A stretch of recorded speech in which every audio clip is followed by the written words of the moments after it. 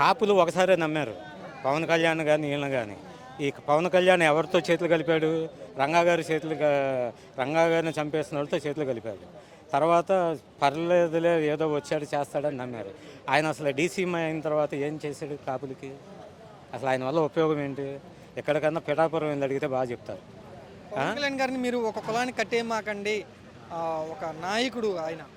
ఆయన ఎక్కడికి వెళ్తే నాది అదే కులం అంటాడు, ఏ పేటకి వెళ్తే నేను అక్కడే పుట్టాను అంటాడు. ఇంకా మనం ఆయన గురించి ఎక్కువ మాట్లాడుతూ అనవసరం.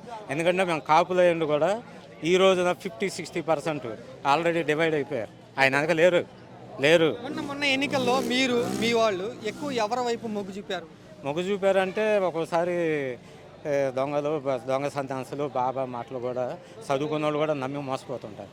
అట్లా ఒక మోసం జరిగిందేమో తప్పితే అసలు దొంగలు ఎవరు? సుగాలి ప్రీతి కేసు రాగానే పిక్కుతాను అన్నాడు. 2 ఏళ్ల నుంచి ఏం పిక్కుంటున్నాడు? తిరుపతి లడ్డు వాసన వచ్చిందని చెప్పి పైన కింద మెట్లు కడిగాడు. అదే తిరుపతి వైకుంఠం కాంప్లెక్స్లో 9 మంది సింహాచలం గోడకూలి సగం మంది చచ్చిపోతే మరి నువ్వేమేం కడుక్కోవాలి? ఎవరిదెవరిది కడగాలి?